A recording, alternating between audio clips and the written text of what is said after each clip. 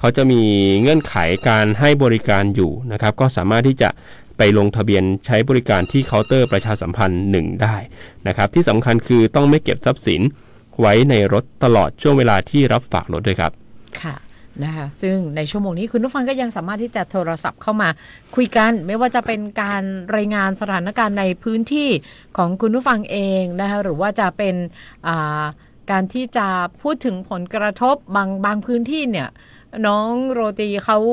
ได้รับผลกระทบกันมาตั้งแต่เมื่อวานนี้ใช่ครับไม่ว่าจะเป็นแม่ริมหรือพื้นที่ใดๆตอนนี้มีคุณผู้ฟังโทรศัพท์เข้ามาขออนุญาตรับสายสวัสดีค่ะค่ะสวัสดีค่ะน้องเก่งค่ะเจ้านี่อยู่ไม่แต่งอยู่บ้านแจ้งหงอะค่ะเจ้าปีนี้จะบอกให้ทั้งลุงบอกว่าระวังนักกว่าเมื่อ 2-3 ปีที่แล้วนะฮะเจ้าพื้นที่บ้านจ้างหง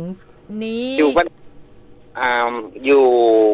ติดกับบ้านเป้าอะครับอำเภอบ้านเป้าไม่แต่งครับได้รับผลกระทบน้ำท่วมกับเจ้าครับผมกำลังทำความสะอาดกำลังล้างนี่ครับกำลังล้างเนาะอันนี้คือน้ำเข้าต่อวานเนาะครับผมเข้าเมื่อตอนตี 5เนี่ยครับตี 5ตี4ตี 5เนี่ยมันเป็นน้ำป่ากับเจ้าครับผมน้ำปิงครับผมน้ำปิงแล้วตอนนี้ก็ลงน้ำปิงแม่น้ำปิงสายใหญ่ไปแล้วครับผมทีนี้กำลังลดประมาณสัก50 เซนประมาณนี้ลดลงไปประมาณ50 เซนแสดงว่าตอนที่ท่วมนี่ก็สูงพอสมควรครับผมสูงนักกว่าเมื่อ2-3 ปีที่แล้วครับสูงสักมากไหนไอ้พอจะเตะพอได้ก่อนก็คือสูงขึ้นแถมเป็นเมตรครับเป็นเมตรเมตรกว่าเลยครับครับเพราะว่าไอ้ที่มาอยู่กับแม่เนี่ยก็คือน้ำปิงตะก่อนนี่เมื่อปีมันน้ำท่วมเมื่อ2 ปีที่แล้วก็คือน้อยอะฮะ แต่คราวนี้มันท่วมถึงข้างบนเยอะมากเลยอ่ะบ้านจ้างหงครับผมปีนี้ผมว่าให้ตั้งรุ่งให้เตรียมฮับนักๆเลยยกขึ้นสูงๆเลยครับเจ้าตอนนี้กำลังลดเตือนภัยกันไปตังแม่ริมอีเนาะตอนนี้เริ่มลดละไม่บอกฮะที่แม่แต่งแม่แต่งไม่แต่งเนาะเจ้าแม่แต่งเนี่ยน้ำเริ่มลดละเพราะว่าตะคืนเนาะตะคืนที่เปิ้ลประกาศวิกฤตน้ำที่แม่แต่งในช่วงเที่ยงคืนโดยประมาณแต่ของบ้านจังหงนี้รับผลกระทบแต่เจ้านี้ครับผมตอนประมาณถ้าตี 4เพราะตี 5นี่เริ่มเข้าห้องนอนแม่แล้วไงเจ้าตอนนี้ก่อนล้างบ้านแล้วเนาะดูแลสุขภาพตัวเองของให้ปลอดภัยเนอะเจ้าครับผมสวัสดีครับขอบคุณเจ้าเสียงจากคุณผู้ฟังค่ะใช่ครับสำหรับเรื่องของการเก็บข้าวเก็บของในตอนนี้หลักๆพี่เก่งคือในพื้นที่รอบนอกเนี่ยปริมาณน้ำก็จะเริ่มลดลงแล้วเพราะว่าปกติแล้วน้ำเหนือจะไหลเร็วจะมาเร็วและไปเร็วใช่ไหมฮะแต่ว่าตอนนี้เราเองก็ต้องจับตามองเป็นพิเศษคือคนที่อยู่ริมน้ำปิงเนาะพี่ซึ่งริมน้ำปิงตอนนี้คือระดับน้ำก็ยังเพิ่มขึ้นเขาได้มีการคาดการณ์ว่าในช่วงเวลาตี 1ของวันนี้จะเรียกว่าเป็นจุดพีคสูงสุดระดับน้ำสูงสุดก็จะอยู่ที่ประมาณ3.90 เมตรนะครับซึ่งจุดวิกฤตของเขาเนี่ยจะอยู่ที่3.70 เมตรอันนี้คือเพิ่มขึ้นมาอีกซาวล้นใช่ล้นออกมาเลยประมาณซาวแต่ว่าบางจุดบางพื้นที่เนี่ยทางเชียงใหม่เองทางทีมเชียงใหม่เขาก็มีการจัดตั้ง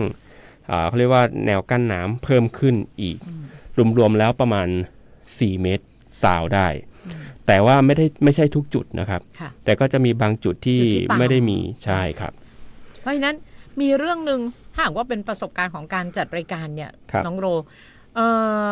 จะมีการโทรศัพท์เข้ามาแจ้งว่าถุงทรายที่ทางเจ้าหน้าที่เอามาป้องกันไม่ให้น้ำเข้าในพื้นที่ทั้งหมดเนี่ยที่เขาเอามาเพิ่มเติมมีคนแอบยกไปเพราะว่าไม่ได้ไปขนทรายด้วยตัวเองไงเขาตอนเนี้ยหลายจุดเขาก็ให้บริการนะคะว่าไปรับถุงทรายนะขอนำบัตรประจำตัวประชาชนไปด้วยเท่านั้นเองในเขตพื้นที่ของท่านมีแจกแน่นอนนะคะไปรับถุงทรายกันได้ไม่อย่าขอความกรุณาอย่าไปยกของเจ้าหน้าที่ที่เขาเอากั้นเป็นพนังที่จะไม่ให้น้ำเข้าในพื้นที่วงกว้างใช่ครับมันเป็นอันตรายคือเราต้องมีจิตสาธารณะพี่เก่งว่าเนี่ยตอนนี้เราเดือดร้อนกับเรื่องน้ำเข้าแล้วเนี่ยอย่าไปเดือดร้อนกับ กับคนด้วยกันเองเลยคนเชียงใหม่ด้วยกันเนาะไม่น่าจะไปลักขโมยไปอะไรอันนี้อยากห้ามเลยนะครับเพราะฉะนั้นเนี่ยถ้าเกิดว่าเขาขอความร่วมมือหรือว่ามีเปิดจุดรับกระสอบทรายไปรับก็อยากให้ท่านไปรับนะอยากให้ท่านไปรับแล้วก็นำมาปิดกั้นทางน้ำเข้าบ้านตัวเองจะดีกว่าอย่าไปลักของคนอื่นเขาจะดีที่สุดนะครับขอบคุณอปมช.ค่ะหรือว่าอาสาสมัครประชาสัมพันธ์ประจำหมู่บ้านในพื้นที่แม่ออนสันกำแพงนะคะเขาบอกว่าระดับน้ำในลำน้ำแม่ออนค่ะที่ไหลลงมาจากห้วยแม่ออนอ่างเก็บน้ำห้วยแม่ออนแล้วก็ลำน้ำสาขาในพื้นที่นะคะปลายน้ำที่อำเภอสันกำแพงเนี่ยนะคะระดับน้ำในลำน้ำพื้นที่ต้นน้ำนะก็จะเป็นการถ่ายคลิปมาให้เราดูว่าระดับน้ำมันก็ไหลแรงแล้วก็จะต้องมีการส่งน้ำไปสู่ปลายน้ำกันอย่างต่อเนื่องแน่นอนย้ำกันอีกครั้งหนึ่งค่ะสำหรับข่าวที่ทางเทศบาลประกาศขึ้นมานะคะประกาศด่วนจากเทศบาลนครเชียงใหม่นะคะคุณผู้ฟังขอให้พี่น้องประชาชนที่อาศัยอยู่ในพื้นที่โซนที่1 2 3เตรียมขนย้ายสิ่งของขึ้นที่สูงซึ่งตอนนี้ยังมีเวลาในการที่จะจัดเก็บสิ่งของกันอยู่โซนที่1 2แล้วก็3ที่ทางเทศบาลนครเชียงใหม่ได้มีการกำหนดไว้นะซึ่งจะเป็นพื้นที่ที่จะได้รับผลกระทบหากว่าแม่น้ำปิงถึงจุดวิกฤตหรือว่าล้นเกินกว่าวิกฤตมานะคะซึ่งเขาคาดการไว้ว่าประมาณ3.90 เมตรใช่นะนี่อันนี้คือจุดพีคสุดนะพี่เก่งพีคสุดจุดพีคสุดก็คือไม่น่าจะสูงกว่านี้แล้วแหละน่าจะอยู่ที่3.90 เมตรก็จะอยู่ในระดับนี้ประมาณตี 1ของคืนนี้นะคะตามการคาดการณ์ใช่ครับแต่ว่าพอเสร็จแล้วเขาก็จะเร่งระบายน้ำลงไ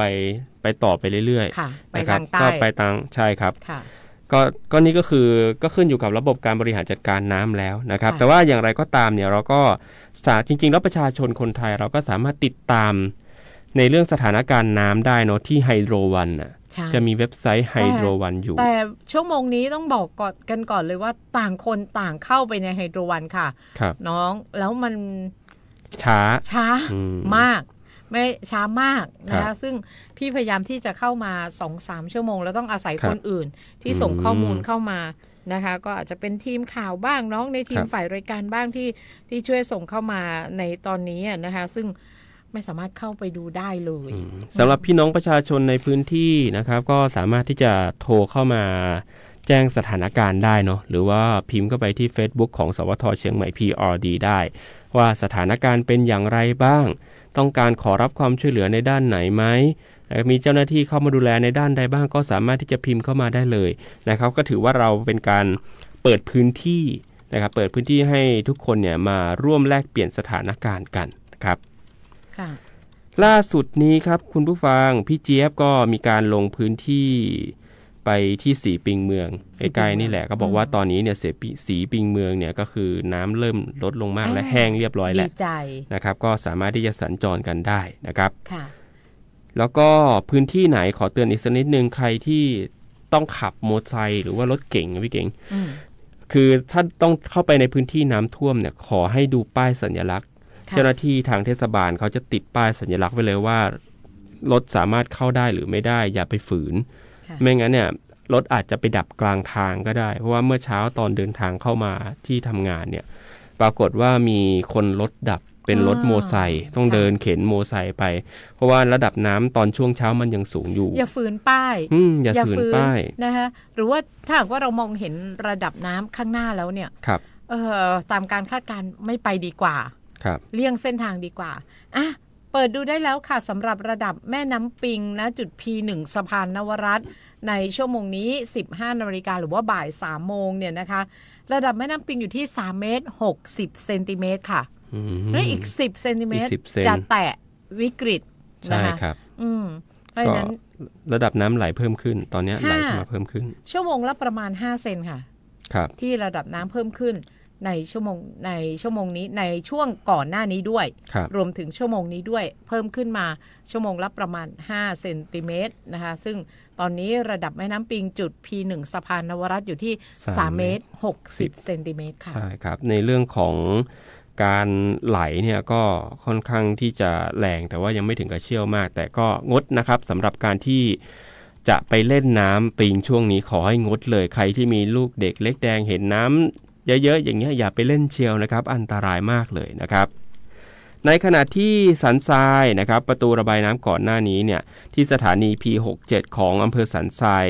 ก็อยู่ที่3เมตร21ระดับวิกฤตจะอยู่ที่3เมตร80ก็คือในพื้นที่อื่นๆเนี่ยปริมาณน้ำไม่ล้นตลิ่งแล้วจะมีอีกทีนึงก็คือแม่แตง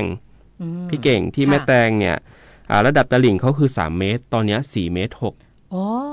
ใช่ครับแม่แตงแล้วก็จะพอแม่แตงสถานี P75 เนี่ยก็คือของแม่แตงเชียงใหม่เนี่ยจะวิ่งผ่านฝ่ายแม่แฝกใช่ไหมฮะก่อนที่จะมาที่สถานีของสันทรายเนี่ยเพราะฉะนั้นเนี่ยสถานีที่น่าเป็นห่วงอีกจุดหนึ่งก็คือทางแม่แตงที่ตอนนี้ระดับน้ำก็ลดลงนะแต่ว่ามันก็ยังมีหลายพื้นที่ที่ยังท่วมอยู่ก็ขอเป็นกำลังใจให้ชาวบ้านด้วยนะครับค่ะน้องโรมในชั่วโมงที่ผ่านมาค่ะที่พี่จัดรายการแล้วก็มีคุณผู้ฟังจากสันปูเลยดอยสะเก็ดนะคะเขาบอกว่าเขาได้รับผลกระทบก็คือเขาน้ำท่วมน้ำเข้าไปในกำลังน้ำจากแม่กวงกำลังเข้าไปในพื้นที่บ้านของเขาอะนะคะตอนนี้เนี่ยเขาก็บอกว่าเขายังไม่สามารถรับรู้ว่าเขาจะไปเอากระสอบทรายที่ไหนมากันน้ำมาป้องกันน้ำนะคะเพราะฉะนั้นทางเทศบาลตำบลสันปูเลยอำเภอดอยสะเก็ดค่ะได้ส่งข้อความมาในคอมเมนต์ของเรานะคะว่าประชาชนในเขตพื้นที่ตำบลสันปูเลยค่ะสามารถติดต่อขอรับกระสอบทรายได้ที่ศูนย์ป้องกันและบรรเทาสาธารณภัยเทศบาลตำบลสันปูเลยได้ตลอด24ชั่วโมงนะคะกรณีได้รับผลกระทบติดต่อเจ้าหน้าที่ได้ทางหมายเลข053-011-641ตลอด24ชั่วโมงด้วยต้องขอบคุณทางเทศบาลด้วยนะคะที่ฟังรายการเราแล้วก็ส่งข้อมูลเข้ามาครับผมขอย้ำเบอร์โทรอีกรอบหนึ่งพี่เก่งเผื่อใครจดไม่ทันที่เทศบาลสันปูเลยใช่ไหมคะใช่ครับเทศบาลสันปูเลยค่ะพื้นที่สำหรับคุณผู้ฟังที่มีปัญหาตอนนี้ซึ่งน้ำกำลังเข้าในพื้นที่จากน้ำแม่กวงนะคะ053-011-641ค่ะ053-011-641โทรได้ตลอด24ชั่วโมงเลยนะคะรวมถึงใครที่ต้องการกระสอบทรายนะคะที่อยู่ในพื้นที่ตำบลสันปูเลยสามารถไปรับได้ที่ศูนย์ป้องกันและบรรเทาสาธารณภัยเทศบาลตำบลสันปูเลยอำเภอดอยสะเก็ดค่ะครับพูดถึงในล่าสุดนี้ก็มีคนแนะนำมาเป็นไอเดียที่ดีนะที่เขาบอกว่าเอากระสอบดำเนี่ยเอาถุงดำใส่น้ำเสร็จแล้วก็มัดให้แน่นเลยมัดให้แน่นเสร็จแล้วก็เอาไปใช้แทนกระสอบทรายได้ด้วยอันนี้คือไอเดียของคนญี่ปุ่นก็มีด้วยนะเมื่อกี้เห็นว่ามีแฟนๆรายการเนี่ยทักกันเข้ามานะครับแล้วก็ไอเดียนี้สามารถนำไปใช้ทั้งโถส้วมด้วยบางทีตอนที่ส้วมล้นออกมาเนี่ยครับเวลาน้ำท่วมมันจะดันพวกสิ่งปฏิกูลขึ้นมาใช่ไหมพี่เก่งคนญี่ปุ่นเขาก็เอาถุงดำเนี่ยใส่น้ำเสร็จมัดปากถุงให้แน่นเลยนะฮะแล้วก็ไปวางอุดรูเอาไว้มันก็จะช่วยปิดช่วยกั้นไม่ให้สิ่งที่เป็นสิ่งปฏิกูลเนี่ยออกมาได้แล้วก็สามารถที่นำไปกันน้ำได้ด้วย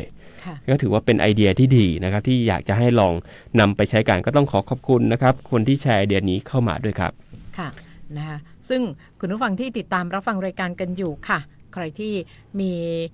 อยากจะรายงานสถานการณ์ในพื้นที่ของท่านนะคะ053276793เปิดสายแล้วนะคะเปิดสายสำหรับคุณผู้ฟังที่จะได้พูดคุยกันหรืออยู่ทางทิศเหนือของเมืองเชียงใหม่ค่ะอยากจะส่งสัญญาณว่า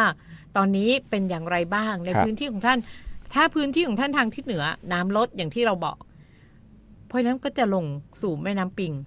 นะคะแม่น้ำปิงของเราก็จะเพิ่มระดับขึ้นใช่มันก็จะเป็นลูกโซ่เป็นห่วงโซ่นะคะที่จะต่อเนื่องกันไป053276793หรือท่านใดที่ติดตามทางFacebook Page ของสวทเชียงใหม่ PRD ก็ พิมพ์ข้อความเข้ามาทักทายกับเราได้ด้วยเช่นกันมีการรายงานเพิ่มเติมเข้ามานะครับจากทางนายอำเภอแม่แตงนะครับล่าสุดทางนายชัยนรงค์นันตาสายในอำเภอแม่แตงท่านก็ได้มีการสั่งการให้องค์การบริหารส่วนตำบลเมืองก่ายนะครับแล้วก็ทำงานร่วมกันกับฝ่ายปกครองนะครับของเมืองก่ายเนี่ยนำเครื่องจักรรถไถรถแบ็คโฮทำการเปิดเส้นทางภายในหมู่บ้านนะครับซึ่งถนนเองก่อนหน้านี้ก็ถูกดินสไลด์ปิดทับอยู่2เส้นทางเพราะว่าฝนตกต่อเนื่องมี2เส้นทางด้วยกันเส้นทางแรกครับก็คือเส้นทางบ้านดอยม่อนเงาะหมู่5ตำบลเมืองก่ายอำเภอแม่แตงนะครับก็ใช้รถไถของอบต.เมืองก่ายนี่แหละครับพร้อมด้วยแรงงานคนเคลียร์เป็นที่เรียบร้อยแล้วนี่เส้นทางแรกนะครับเส้นทางที่2ก็จะเป็นเส้นทางที่หย่อมบ้านกิ่วบัวฮาหมู่1ตำบลเมืองก่ายนะครับก็เคลียร์เส้นทางแล้วเมื่อเวลาบ่าย 2:30 น.ที่ผ่านมาเส้นทาง2เส้นทางนี้สามารถสัญจรได้ตามปกติครับค่ะจากเพจจาก PR เชียงใหม่ค่ะสำนักงานประชาสัมพันธ์จังหวัดเชียงใหม่นะคะได้รายงานเมื่อ 15:00 น.อันนี้คงเมื่อวานใช่นะคะเพิ่งส่งมาวันนี้นี่เองนะก็เอาเป็นว่าตอนนี้การใช้เส้นทางหลายๆเส้นทางค่ะหลายๆเส้นทางของจังหวัดเชียงใหม่เรานะคะไม่ว่าจะเป็นทิศเหนือทิศใต้นะคะก็ขอให้ระมัดระวังกันละกันเพราะว่าบางพื้นที่เนี่ยก็มีน้ำท่วมบางพื้นที่น้ำเริ่มลดน้ำแห้งซึ่งก็พื้นที่ไหนที่น้ำแห้งแล้วก็จะอยู่ในช่วงการฟื้นฟูใช่ครับเขาก็จะมีกระบวนการฟื้นฟูตามหลักเกณฑ์ของเขาไปนะครับแต่ก็หลายหน่วยหลายฝ่ายทีมเชียงใหม่ต้องยอมรับว่าก็ยืนยันนะว่าทางผู้ว่าสั่งการมาชัดเจนเลยว่าพอน้ำลดแล้วเนี่ยต้องเร่งเยียวยาเพราะพี่น้องประชาชนเดือดร้อนเป็นอย่างมากเลยครับค่ะนะคะคุณเจี๊ยบดารุณีเมฆสุวรรณค่ะรายงานข้อความเข้ามาบอกเราว่าประตูระบายน้ำท่าวังตาลป่าแดดนะคะยกพ้นน้ำทั้งหมด6ช่องบานนะคะเร่งระบายน้ำในแม่น้ำปิงค่ะนะคะก็เป็นการบริหารจัดการโดยท่านผู้ว่าราชการจังหวัดเชียงใหม่นายนิรัตน์พงศ์สิทธิถาวรนะคะครับนอกจากนี้ยังมีการรายงานเข้ามาของอำเภอสันทรายด้วยพี่เก่งใช่ครับที่หนองแหย่งก็บอกว่ามีหมู่บ้านที่ได้รับผลกระทบเนี่ยมีทั้งหมู่3หมู่4หมู่5และหมู่8นะครับก็บอกว่าสภาพปัญหาเนี่ยก็มีน้ำท่วมขังบ้านเรือนราษฎรมีลำน้ำกวงตอนนี้ก็มีระดับสูงขึ้นเมื่อช่วงบ่าย 2ที่ผ่านมานะครับแล้วก็มีน้ำท่วมขังถนนสาธารณะด้วยแล้วก็น้ำล้นถนนสาธารณะท่วมบ้านเรือนพี่น้องประชาชนหลักๆเนี่ยมีผู้ที่ได้รับผลกระทบโดยตรงเลย1หลังคาเรือนตอนนี้เนี่ยทางสันทรายก็กำลังเร่งสูบน้ำระบายออกจากพื้นที่รวมถึงเฝ้าระวังด้วยนะครับแล้วก็การตรวจเช็คดูท่อระบายน้ำว่ามีพวกสิ่งเศษสวะต่างๆเนี่ยมาอุดกั้นท่อระบายน้ำหรือไม่ก็ทำงานกันอย่างเต็มที่เลยนอกจากนี้ก็จะมีทั้งเมืองเลนนะครับหมู่ที่5หนองก้นครุนะครับแล้วก็หนองกันครุขออภัยครับหนองก้นครุแล้วก็จะมีแม่แฝกนะครับหมู่ที่5แม่แฝกใหม่หมู่11สันทรายน้อยก็จะมีหมู่3หมู่6หมู่9หมู่10นะครับแล้วก็สันนาเมงหมู่5หมู่10หมู่11หมู่12สันพระเนตรหมู่2หมู่4หมู่7สันป่าเปานะครับหมู่1หมู่5ป่าไผ่ก็อยู่ที่บ้านหนองเต่าคำใหม่นะครับหมู่ที่9แล้วก็เกษตรพัฒนาหมู่15นะครับรวมทั้งหมดเนี่ย9ตำบล22หมู่บ้านที่ตอนนี้กำลังน้ำท่วมแล้วก็เร่งระบายน้ำเร่งสูบน้ำออกจากพื้นที่อยู่ครับพี่เก่งครับก็เกือบจะทั่วถึงของพื้นที่อำเภอสันทรายเลยทีเดียวนะคะอันนี้ก็ได้รับผลกระทบมาด้วยเช่นกันทั้งเรื่องของระดับน้ำที่กำลังเพิ่มขึ้นเรื่องของสภาพอากาศโดยรอบน้องโรตีคะในชั่วโมงนี้ยังมีการรายงานฝนนะเขายังคงตรวจพบกลุ่มฝนในพื้นที่จังหวัดเชียงใหม่หลายอำเภอด้วยกันค่ะในชั่วโมงนี้ 15:00 น.บ่าย 3 โมงเนี่ยนะคะยังคงตรวจพบกลุ่มฝนที่อำเภอเมืองหางดงสารพี สันป่าตองสันกำแพงแม่ออนเสมิงแม่ริมฮอดอมก๋อยดอยเต่าแม่แจ่มจอมทองดอยหล่อแม่วางแล้วก็กัลยาณิวัฒนาซึ่งก็จะเป็นพื้นที่บางพื้นที่จะเป็นพื้นที่ที่ประสบอุทกภัยภัยพิบัติกันอยู่แล้วเนี่ยนะคะเมื่อยังมีน้ำเข้ามายังมีน้ำฝนมาสมทบเนี่ย เขาก็ยังไม่สบายใจใช่ครับก็ยังคงต้องติดตามกันอยู่เพราะว่าวันนี้ถ้าเกิดว่าเราเข้าไปดูข้อมูลจากกรมอุตุนิยมวิทยาเนี่ยมีฝนตกถึง70%เลยสำหรับวันนี้แต่ว่า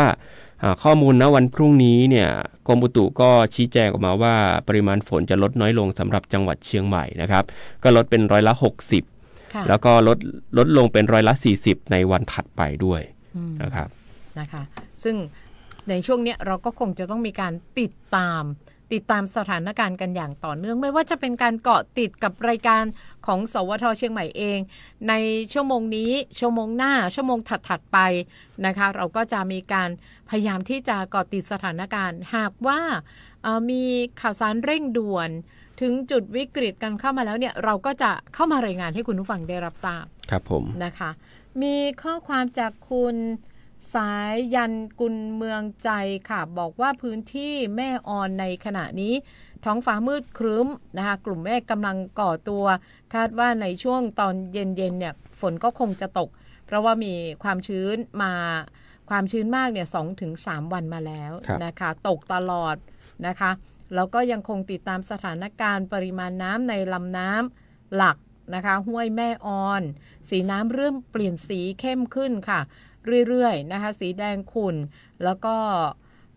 จะส่งข่าวมาให้เราได้รับทราบนะคะเส้นทางปลายน้ำจะอยู่ที่ตำบลแช่ช้างอำเภอสันกำแพงค่ะแล้วก็ตำบลออนใต้ด้วยนะคะก็ต้องขอบคุณทุกท่านที่มาร่วมแชร์สถานการณ์ในพื้นที่กันเป็นเรื่องที่ดีครับพี่เก่งที่หลายท่านก็นำข่าวสารในพื้นที่ของตัวเองเนี่ยมาแชร์กันจะได้รู้นะว่าในแต่ละพื้นที่เนี่ยขาดตกบกพร่องอะไรไหมต้องการรับความช่วยเหลืออะไรหรือเปล่าก็จะได้ช่วยเหลือกันได้นะครับอย่างล่าสุดเนี่ยที่ได้มีการประสานงานกันเนาะเรื่องของกระสอบทรายต่างๆเนี่ยถือว่าเป็นเรื่องที่ดีมากเลยครับนะคะในส่วนของตัวเมืองเชียงใหม่เรานะคะในเขตเทศบาลนครเชียงใหม่เนี่ยพี่น้องที่อยู่ในพื้นที่ใดใกล้ก็นำบัตรประชาชนไปขอรับทรายถุงทรายกันได้นะไม่ว่าจะเป็นด้านหลังแขวงเมงรายก็คือใกล้ๆสถานีของเราหายาสุสานหายานะคะในหน่วยที่เขาดูดลอกท่อนะคะเขาก็จะมีทรายแล้วก็อีกที่หนึ่งก็คือที่บ้านเด่นนะคะที่บ้านเด่นก็จะมีแจกด้วยสำหรับถุงทรายรวมถึงพื้นที่เทศบาลอบต.พื้นที่ในหมู่บ้านที่เขามีการกำหนดแจกกระสอบทรายถุงทรายสามารถไปรับได้แต่ทั้งนั้นทั้งนี้ขอให้นำบัตรประจำตัวประชาชนติดไปด้วยเมื่อสักครู่น้องเจี๊ยบดารุณีเมฆสุวรรณได้รายงานนะคะว่าถุงทรายที่บ้านเด่นที่เขาไปดูไปตรวจสอบไปติดตามนะคะก็จะเห็นว่ามีหนึ่งท่านที่มีบัตรประจำตัวประชาชนเข้าไปขอรับเนี่ยจะรับได้15 ถุงต่อ1 คน15 ถุงต่อ1 คนค่ะเพราะฉะนั้นเราอยู่บ้านเดียวกัน2 คน3 คนนะเราก็สามารถที่จะรับปริมาณได้ให้มันเพียงพอต่อพื้นที่บ้านเราตามปริมาณคนเป็นคนนะครับไม่ใช่เป็นครัวเรือนเนาะอย่าเพิ่งเข้าใจผิดกันนะครับล่าสุดนี้นะครับทางในเรื่องของข้อมูลเส้นทางที่ท่านผอ.ก็ส่งมาก็มีประกาศจากเทศบาลนครเชียงใหม่ย้ำกันอีกครั้งหนึ่งแล้วกันนะครับพี่เก่งนะครับสำหรับพื้นที่3 จุดที่จะต้องเฝ้าระวังตั้งแต่วันนี้ตั้งแต่คืนนี้เนี่ยแหละครับก็จะมีทั้งพื้นที่บ้านป่าพร้าวนอกในพื้นที่บางส่วนอาจจะเจอฝนอาจจะเจอปริมาณน้ำเข้าบ้านได้นะครับแล้วก็มีโรงเหล้านะครับมีร้านอาหารวังปลาร้านอาหารท่าน้ำทางลอดใต้สะพานไปป่าแดดพื้นที่นี้ก็จะเป็นพื้นที่แรกๆเลยนะครับแล้วก็จะมีพื้นที่ระดับที่2ก็จะมีถนนเจริญประเทศครับโรงเรียนมงฟอร์ดประถมป่าไม้เชียงใหม่วัดชัยมงคลวัดบ้านป่าพร้าวนอกนะครับหมู่บ้านเวียงทองแล้วก็ตำบลป่าแดดบางส่วนก็จะได้รับผลกระทบด้วยนะครับพื้นที่ระดับที่3ครับก็จะมีบ้านเด่นการไฟฟ้าบ้านเด่นหมู่บ้านจินดานิเวศอันนี้ก็จะเป็นพื้นที่หลักๆที่จะได้รับผลกระทบแล้วก็จะมีพื้นที่โดยรอบด้วยนะครับเป็นพื้นที่ที่ติดกับลำน้ำแม่ปิงนะคะแล้วก็จะได้รับผลกระทบกันต่อเนื่องกันมาเลยนะคะก็จะทำให้บางท่านเนี่ยที่มีบ้านอยู่ในพื้นที่เหล่านี้ก็จะมีการเตรียมความพร้อมแล้วก็จะรู้ดีว่าตัวเองจะต้องทำยังไงเมื่อสักครู่มีคุณผู้ฟังจากทางฝั่ง สันป่าคอยก็คืออีกฝั่งหนึ่งของแม่น้ำปิงที่สูงขึ้นนะก็ถามว่าที่บ้านของคุณยายเนี่ยจะน้ำท่วมไหมน้ำจะถึงไหมเพื่อความปลอดภัยนะครับแล้วก็จะได้ไม่ต้องเร่งรีบในกลางดึกในช่วงดึกเก็บไว้ก่อนก็ดีสิ่งของเอาขึ้นที่สูงก่อนใช่ครับแล้วก็มันก็จะมีหลักการเก็บของอยู่นะโดยเฉพาะของที่เป็นของพวกทีวีของอิเล็กทรอนิกส์อย่างนี้ครับพี่เก่งเราสามารถที่จะเอาถุงดำครอบแล้วก็ปิดได้เพราะว่าถุงดำเนี่ยน้ำมันจะไม่สามารถเข้าได้ถ้ามันไม่มีรูรั่วแต่เราต้องปิดให้สนิทใช่ต้องปิดให้สนิทเลยนะครับก็สามารถที่จะกันน้ำได้ในระดับหนึ่งเลยนะครับใครที่ขนย้ายไม่ทันแนะนำเลยครับให้เอาถุงดำเนี่ยไปคลุมพวกอุปกรณ์อิเล็กทรอนิกส์มัดปากถุงให้แน่นเลยนะครับก็สามารถจะช่วยได้ด้วยข้อมูลล่าสุดนะครับพี่เก่งครับล่าสุดเนี่ยทางนายอัธวิทย์นาควัชระผู้อำนวยการสำนักงานชลประทานที่1ก็ได้มีการออกมาเปิดเผยสถานการณ์น้ำจุด P1 สะพานนวรัตน์อำเภอเมืองเชียงใหม่นะครับตอนนี้ระดับน้ำเนี่ยก็ยังคงอยู่ในช่วงของ3 เมตร 50นะครับต่ำกว่าระดับวิกฤต20 เซนติเมตรนะครับแล้วก็คาดการณ์ว่าถ้าไม่มีฝนตกเพิ่มจะมีระดับน้ำสูงถึง3 เมตร 89ก็อย่างที่เราได้คาดการณ์กันเอาไว้เลยนะครับแล้วก็ในช่วงเวลา 4:00 ของวันพรุ่งนี้เนี่ยก็จะมีอาจจะส่งผลกระทบต่อ3โซนก็คือโซนป่าพร้าวนอกโซนวัดชัยมงคลและโซนบ้านเด่นจากนั้นระดับจะค่อยๆลดลงเรื่อยๆนะครับและต่ำกว่าระดับวิกฤตที่3 เมตร 70ในช่วงบ่ายของวันพรุ่งนี้นี่คืออัปเดตล่าสุดนะครับก็คือน้ำน่าจะลดลงตั้งแต่ช่วงบ่ายวันพรุ่งนี้เป็นต้นไปขออนุญาตแก้ไขข้อมูลนิดนึงว่าล่าสุดเมื่อเวลา 15 นาฬิกาก็คือชั่วโมงนี้ระดับแม่น้ำปิงเราอยู่ที่3 เมตร 60นะคะไม่ใช่3 เมตร 50ใช่3 เมตร 60 เซนติเมตรซึ่งถ้าหากว่าจะพูดให้ถึงจุดวิกฤตหรือว่าจุดที่จะแตะเป็นสีแดงของเมืองเชียงใหม่เราก็จะอยู่ที่3 เมตร 70 เซนติเมตรเหลืออีก10 เซนติเมตรค่ะนะคะก็คือไม่ถึง1 ไม้บรรทัดแล้วล่ะใช่ครับนะคะที่ครึ่งไม้บรรทัดคุณผู้ฟังมันก็จะเต็มฝั่งที่3 เมตร 70แล้วใช้เวลาอีกในช่วงกลางคืนนะคะก็จะน้ำล้นฝั่งขึ้นมาตามที่น้องโรตีได้บอกว่ามันก็จะล้นมาอีกหนึ่งปริมาณนะคะแต่ก็ทางในส่วนของแม่น้ำปิงเองก็จะมีการเร่งระบายน้ำแล้วก็อย่างที่คุณเจี๊ยบดารุณีได้รายงานมาว่าตอนนี้เขาได้มีการสั่งการเปิดประตูระบายน้ำทั้ง6 บานแล้วครับล่าสุดทางรองทศพลก็ได้มีการส่งข้อมูลเข้ามานะครับในเรื่องของการประกาศของจังหวัดเชียงใหม่กับพี่เก่งค่ะเป็นการประกาศเรื่องสถานการณ์และมาตรการป้องกันลดผลกระทบกรณีน้ำปิงล้นตลิ่งในพื้นที่ลุ่มต่ำนะครับก็เป็นการประกาศฉบับที่1ลงในวันนี้เลยนะครับแจ้งเรื่องของสถานการณ์น้ำในขณะนี้นะครับเขาบอกว่าตอนนี้เนี่ยสะพาน P1 สะพานนวรัตน์ก็มีแนวโน้มที่จะเกิดวิกฤตแล้วแหละมีระดับเกินวิกฤตนะครับแล้วก็สูงสุดที่3 เมตร 90นะครับเพราะฉะนั้นเนี่ยเขาได้มีการแจ้งสำหรับพี่น้องประชาชนที่อยู่ในพื้นที่โซน1ระดับน้ำสะพานนวรัตน์3 เมตร 70บ้านป่าพร้าวนอกอย่างที่เรากล่าวเข้าไปข้างต้นเลยครับบ้านโซนที่1เนี่ยก็ขอให้เตรียมเคลื่อนย้ายของขึ้นที่สูงได้แล้วนะครับแล้วก็โซนที่2ด้วยนะครับโซนที่2หมู่บ้านจินดานิเวศพวกการไฟฟ้าภูมิภาคจังหวัดเชียงใหม่บ้านเด่นก็ควรที่จะเตรียมขนย้ายของขึ้นได้แล้วเดี๋ยวอีกสักครู่หนึ่งก็น่าจะมีคำสั่งไปทางผู้นำชุมชนครับนะครับแล้วก็ประชาชนที่อาศัยอยู่ริมน้ำนอกแนวคันกั้นน้ำแนวเขื่อนชั่วคราวในบริเวณที่ไม่มีแนวป้องกันถาวรหรือว่าแนวฟันหลอรวมถึงพื้นที่จุดเสี่ยงที่เป็นพื้นที่ลุ่มต่ำตามแนวแม่น้ำปิงตอนนี้ก็ขอให้เคลื่อนย้ายของขึ้นที่สูงทั้งหมดเลยครับนอกจากนี้ก็ได้มีการแสดงความเป็นห่วงต่อพี่น้องประชาชนเนาะก็อยากจะให้ทุกคนเนี่ยปฏิบัติตามคำสั่งของทางเจ้าหน้าที่ด้วยนะครับแล้วก็อยากจะให้ดูแลตัวเองดูแลสุขภาพของตนเองให้ดีด้วยนะครับในการช่วยกันฝ่าฟันกับเรื่องของน้ำท่วมเหตุอุทกภัยในครั้งนี้ด้วยครับค่ะ นะคะซึ่งหลายท่านหลายคนก็ติดตามค่ะติดตามสถานการณ์ไปกับเรานะคะพวกเราสวท.เชียงใหม่ค่ะสถานีวิทยุกระจายเสียงแห่งประเทศไทยจังหวัดเชียงใหม่เราจะเป็นสื่อกลางสำหรับคุณผู้ฟังทุกท่านในการที่จะเกาะติดสถานการณ์แม่น้ำปิงจังหวัดเชียงใหม่นะคะเขาก็ถ้าหากว่าเราดูค่าเฉลี่ยก็คือจะขึ้นในประมาณชั่วโมงละ5เซนติเมตรนะคะเพราะนั้นก็ตามการคาดการณ์ก็อีกประมาณ2ชั่วโมงน้ำก็จะแตะที่3เมตร70เซนติเมตรนะคะเพราะฉะนั้นคุณผู้ฟังอยู่ในพื้นที่ที่น้องโรตีได้ย้ำนะคะว่าโซนที่1โซนที่2โซนที่3ก็ควรจะต้องมีการเตรียมความพร้อมยกของขึ้นสู่ที่สูงบางคนบอกว่าเดี๋ยวรอดูก่อนรอดูน้ำก่อนน้ำมาเร็วครับผมว่าถ้ารอดูนี่น่าจะลำบากนะจะไม่ทันนะใช่เพราะฉะนั้นก็ตอนนี้เรายังพอมีเวลาอย่างน้อยก็1ชั่วโมง1 ถึง 2 ชั่วโมงที่เราจะต้องดู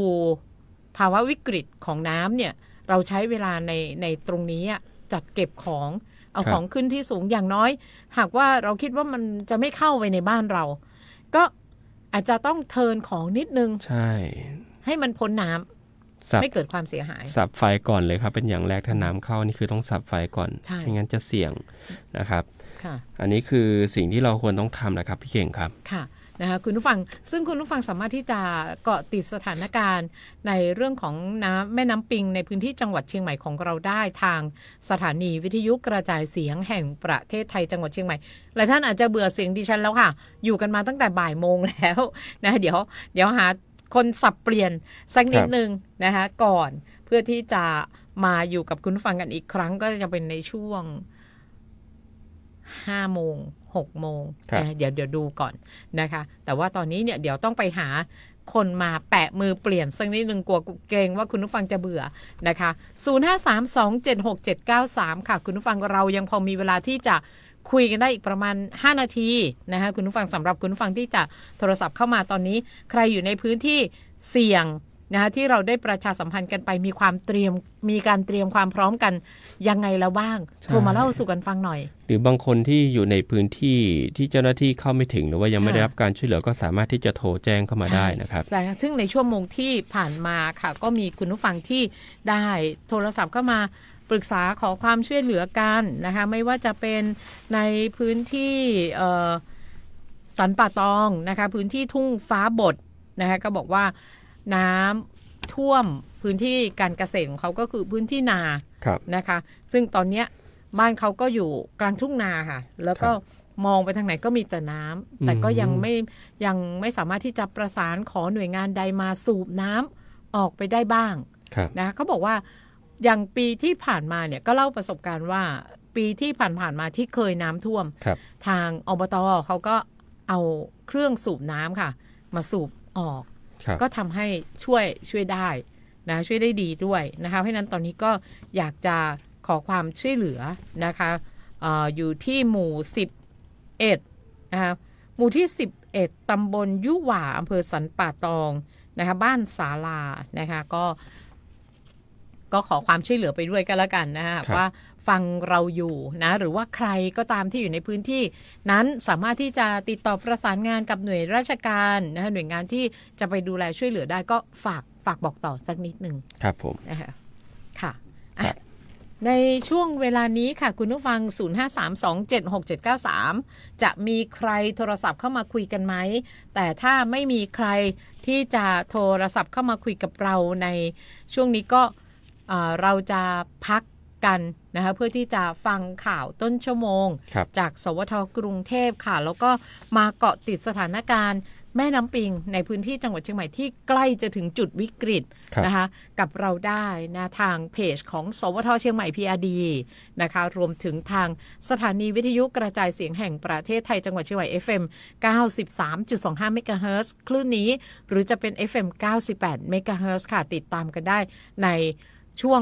ต่อไปนะคะช่วงนี้เราจะให้คุณผู้ฟังพักฟังเพลงก่อนจะได้คลายเครียดนะคะเดี๋ยวชั่วโมงต่อไปพบกันใหม่กับทีมงานของสวท.เชียงใหม่ค่ะช่วงนี้พักกันก่อนค่ะ